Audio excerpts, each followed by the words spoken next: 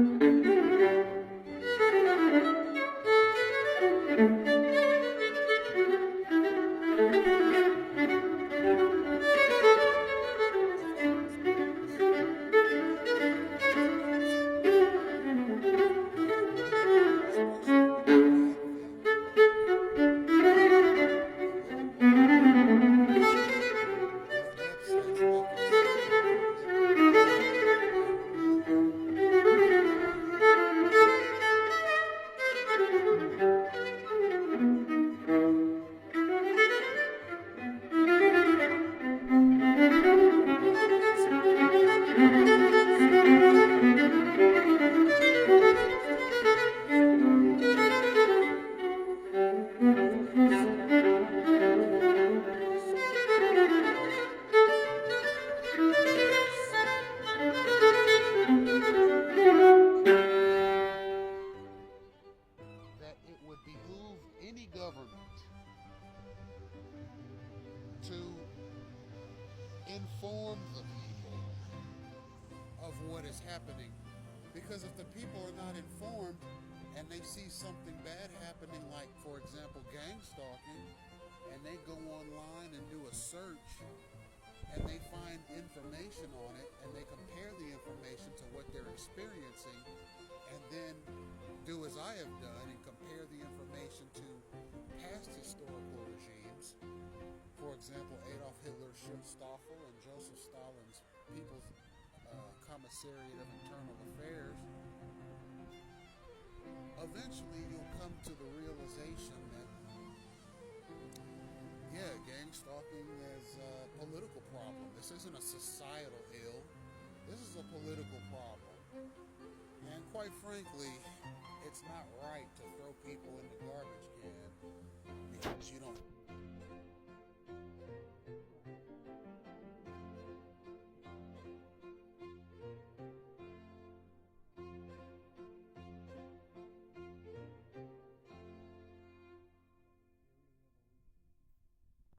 We have the theory of creation, but ultimately, people don't know exactly how we got here, and quite frankly, we weren't meant to know exactly why we got here.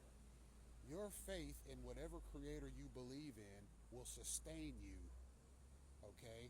We don't know the science behind why and how people were created, but that does not have to stop you from living your best life. And quite frankly, if you are a government representative, okay, especially one bound by a constitution, especially one bound by a Bill of Rights, especially one that calls itself a constitutional republic, you should know better than to impose something like gang stalking on the people. Because first of all, what do you think? We're not going to find out? I mean, especially a guy like me, I'll research anything. Of course, I'm going to find out. I'm the wrong one to do it to. So, I believe I've demonstrated that, and I've also believed that I've demonstrated that I value my inalienable rights. What are inalienable rights? Those are the rights that are granted to you by God or nature. Now, I'll reiterate. If you can't tell me how I got here, you have no right to take my rights from me. I was born into this world by an act of either God or nature. My thoughts are my own. My life is my own.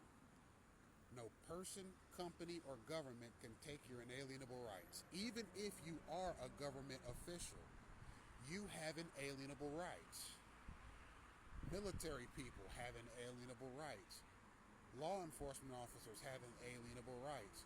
Public and private employees have inalienable rights. Unemployed people have inalienable rights. People incarcerated have inalienable rights. Regardless of your socioeconomic status, you have inalienable rights. Those are rights that are given to you by God or nature. If you're not my God and you didn't create my nature, then you have no right to tell me what the quality of my life is going to be. That is up to my own talents and merits. My talents and merits should determine the life that I live.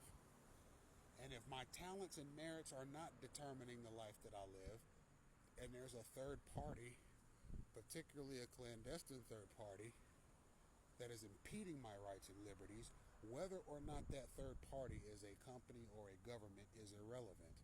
My constitutional rights of inalienable rights have been infringed upon, and that's not something I'm willing to tolerate. Now, who contributes to society? I'm sure that our federal, state, and local governments all have some idea of what it means to contribute to society. Typically, in the United States, you'll find something to the effect of a person who graduates high school and begins to work, or a person who graduates from college and begins to work, or a person who joins the armed services or another state or local auxiliary like a fire department, hospital staff, law enforcement officer. Uh,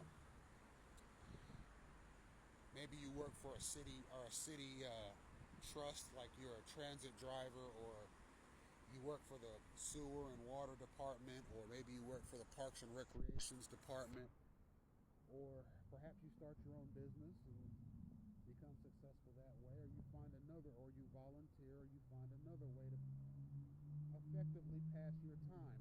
These are the kinds of activities that are typically seen in the United States as contributing to society, because in all of these occupations you are either paying taxes or getting ready to pay taxes. You're using your time wisely, and you're not infringing upon the rights of others. Now imagine trying to contribute to society and then you run into a gang stalking campaign. Imagine completing high school, imagine completing college, imagine trying to go and get a higher degree so you can further contribute to society, and you experience workplace mobbing on the job. The first time that happens to you, you might quit, you might get fired. It really depends on the circumstances. Then you go to the next job and you experience it again. Then maybe you try to go back to school and earn an additional credential to make you more hireable. You run into workplace mobbing at school. So effectively, what's happening is you are being forced out of the American societal mechanism by a government program. You are being forced to be an invalid person who does not pay taxes, who does not have a job, who does not have a degree, who does not have any ability to contribute to society. So, and then once you hit that plateau where you're unhireable because of workplace mobbing, and getting a degree is nearly impossible because of that, now you're forced to become the person that your stalkers want you to be.